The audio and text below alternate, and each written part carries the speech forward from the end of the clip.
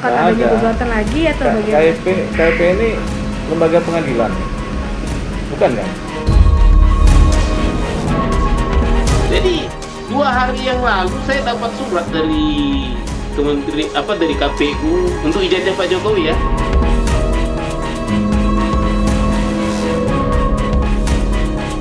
Kita tidak pernah melihat kasus ini sih sebagai keuntungan kerugian, Mbak. Namun dinamika kasus ini berjalan, ternyata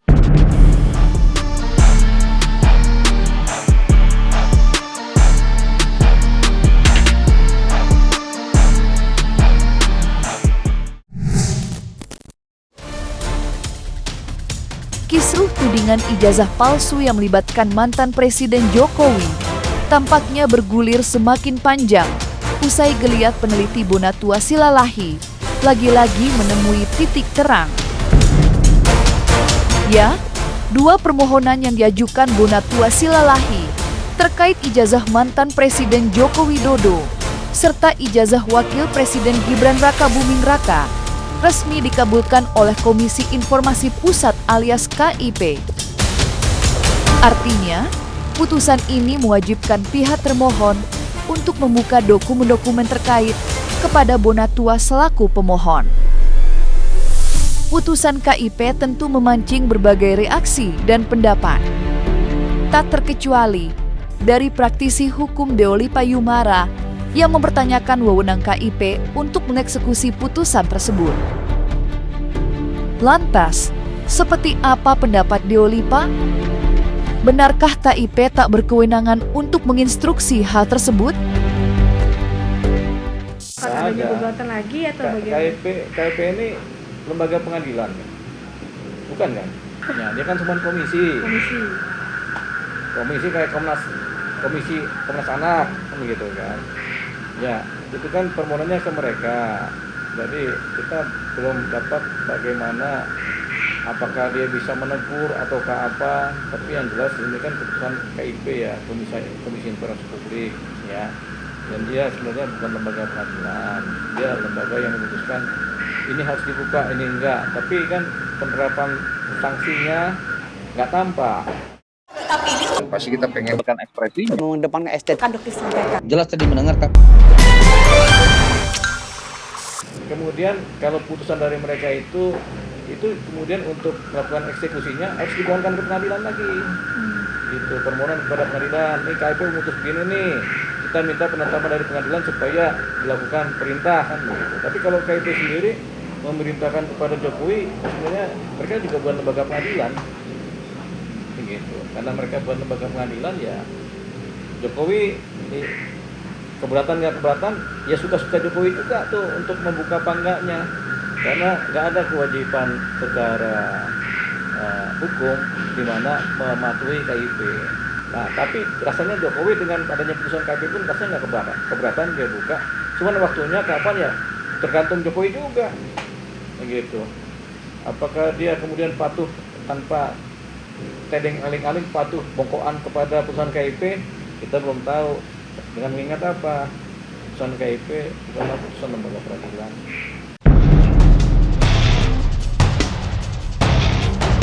Di lain sisi, keputusan KIP untuk mengabulkan permohonan tersebut telah sampai pula ke telinga Bonatua Silalahi.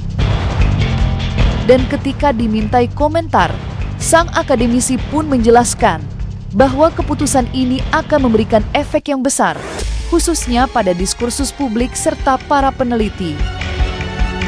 Lantas, seperti apakah langkah yang akan ditempuh ke depannya oleh Bonatua Silalahi? Serta bagaimanakah pula reaksi Bonatua ketika pertama kali mendengar hal tersebut? Jadi sebenarnya memang publik kurang update ini sebenarnya. Ini yang lebih sensitif sebenarnya yang saya upayakan ini ya. Karena ini menyangkut Pak Wapres kita yang masih menjabat, ya, dan ini menyangkut informasi publik. Makanya waktu itu dissenting opininya Pak Igede itu salah satunya berharap tadinya kalau di semua setuju kerahasiaan dokumen yang saya mintakan ini berlaku 5 tahun, ya kan? Kenapa? Salah satu dia sebut ini bisa bisa menjadi upaya gugat menggugat. Karena ini kan bukti sah ya, resmi.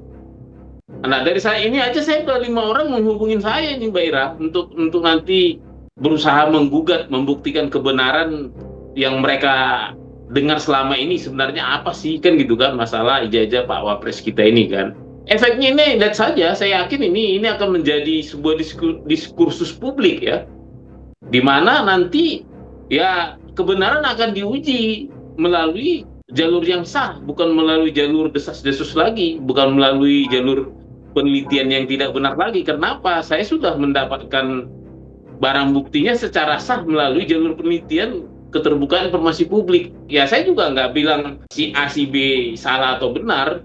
Kan satu-satunya jalan pembuktian yang baik dan benar itu kan di pengadilan.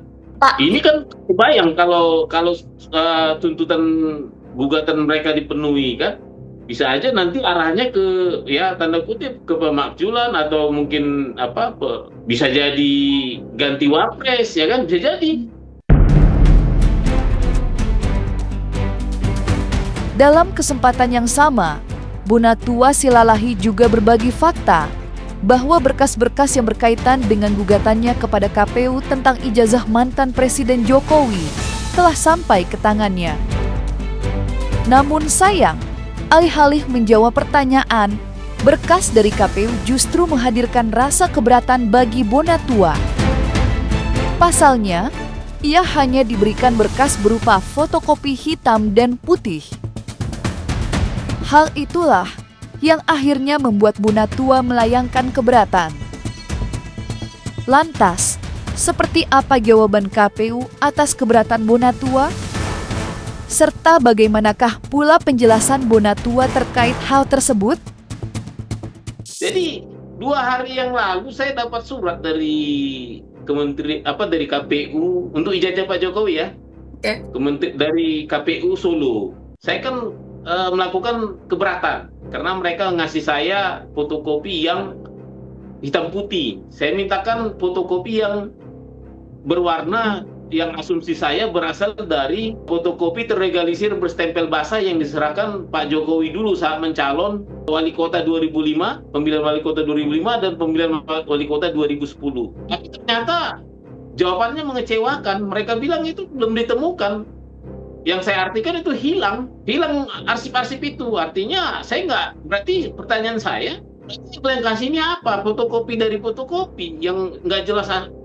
Apakah ini data, sudah pasti ini tidak data sekunder, karena data primernya aja sudah hilang. Berarti kan kalau data primernya hilang, yang di fotokopi mereka itu kan data sekunder. Sekundernya juga warnanya hitam putih. Yang ke saya ini data apa lagi coba?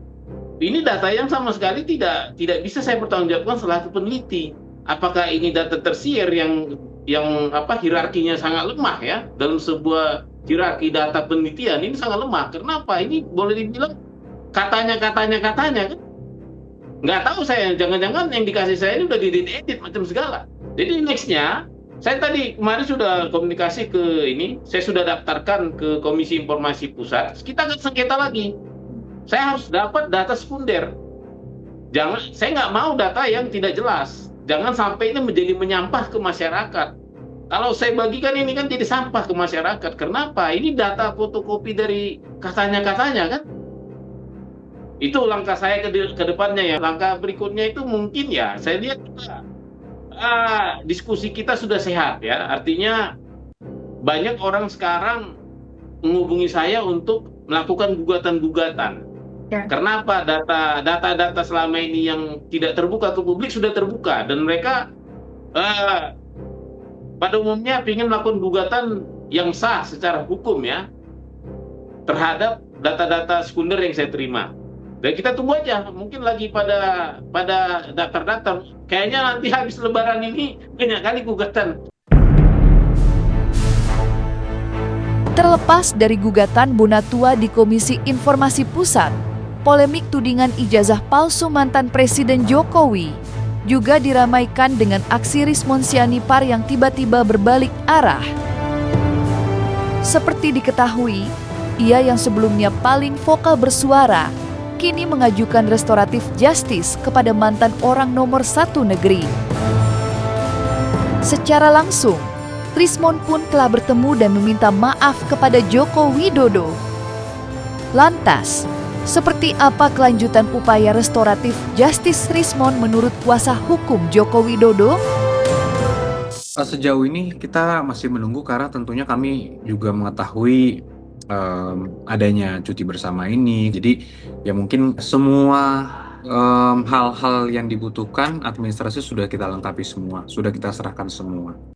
Namun apakah itu dihentikan demi hukum untuk status tersangkanya Bang Rismon, itu kan kita harus menunggu rilis resmi dari Polda Metro Jaya, karena mereka tentunya harus mengeluarkan produk hukum kan, produk SP3 itu yang harus dilakukan kalaupun nantinya ternyata dilakukan penghentian demi hukum karena sudah dilakukan restoratif justice. Kami sudah menyerahkan semua dokumentasi atau administrasi yang diperlukan untuk hal tersebut. Ya mungkin karena ada liburan dan sebagainya, Mbak. Iya, karena ini peradilan pidana kan tentunya nanti yang memiliki hak dan wewenang itu adalah penuntut umum. Jadi bukan Pak Jokowi berhadapan dengan mereka nanti di persidangan, tapi Pak Jokowi nanti diwakili oleh penuntut umum hak Pak Jokowi ini di persidangan, Mbak. Nah, kalau kami melihatnya sebenarnya tidak ada urgensi atau tidak ada keperluan untuk kesaksian Bang Rismon akan digunakan di persidangan, karena tanpa itu pun kasus ini sudah sangat clear. Semua bukti-buktinya sudah sangat jelas dan untuk kesiapan bersidang sebenarnya sudah tidak memerlukan itu lagi. Keputusan Rismon Sianipar untuk meminta maaf serta mengajukan restoratif justice tentunya menjadi kejutan untuk orang banyak. Tak terkecuali bagi pihak kuasa hukum Joko Widodo sendiri. Apalagi proses permintaan maaf dan upaya perdamaian datang dengan cepat dan lancar. Dan dengan lapang dada, mantan Presiden Jokowi pun menerima permintaan maaf Rismon. Lantas mungkinkah perubahan sikap Rismon merupakan kejadian yang sungguh menguntungkan posisi Jokowi? Kita tidak pernah melihat kasus ini sih sebagai keuntungan kerugian, Mbak. Namun dinamika kasus ini berjalan, ternyata kebenaran pelan-pelan kan juga akan terungkap juga. Yang tadinya dari 9, 2 sudah mengakui sebelumnya. Ditambah lagi sekarang Bang Rismon mengakui bahwa dari semua itu udah ada 3 lah sekarang yang mengakui bahwa ijazah Pak Jokowi ini sebenarnya asli. Ya jadi bukan masalah menang-menangan, Pak Jokowi juga tidak pernah melihat ini adalah advantage atau tidak.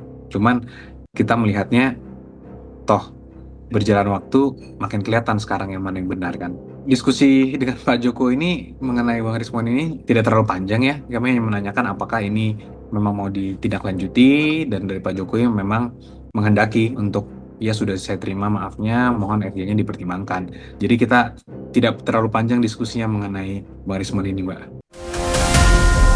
Sementara itu, Yakub Hasibuan selaku kuasa hukum Joko Widodo pun tak menampik jika kelancaran upaya perdamaian ini juga didukung oleh keterlibatan pihak penyidik yang sungguh memudahkan kedua belah pihak untuk bertemu dan bermediasi dengan damai.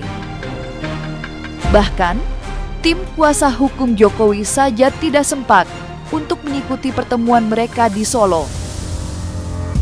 Dengan kenyataan ini, Yakub pun berharap jika isu yang menuding pihak penyidik berat sebelah dapat sirna secepatnya. Memang dari para penyidik ini sudah sempat menginformasikan, dan ini kejadiannya sangat cepat sekali, Mbak. Dari penyidik menginformasikan mau memfasilitasi karena ada permohonan dari Bang Rismon tersebut. Namun karena ini semua terjadi sangat cepat dan waktu itu kami juga masih posisi di Jakarta, tiba-tiba dikabari bahwa akan ada kedatangan nih, dan kita sudah cek mungkin schedule kita tidak bisa mendampingi juga, dan ya silahkan saja datang aja. Dan kebetulan karena ini semua memang menjadi suatu bagian yang difasilitasi oleh para penyidik juga, ya kita hormati. Ini juga menunjukkan bahwa kalau ada narasi seakan-akan para penyidik ini sangat karena ini Pak Jokowi makanya ini semua dibantu selama ini, justru ini menunjukkan bahwa hak para tersangka itu sangat dilindungi. Para tersangka yang meminta tolong ke penyidik untuk difasilitasi aja tetap difasilitasi loh. Jadi justru kalau kami mau dilihat dari sisi lain, justru kami melihat bahwa loh ini hak tersangkanya malah difasilitasi oleh para penyidik. Tapi ya itu adalah memang spirit dari KUHP kita yang baru dan KUHP yang baru, sistem hukum kita yang baru ini memang spiritnya itu adalah restoratif justice, adalah merestorasi, merecovery semua kerugian yang ada, dan pemidanaan itu adalah hal yang paling terakhir.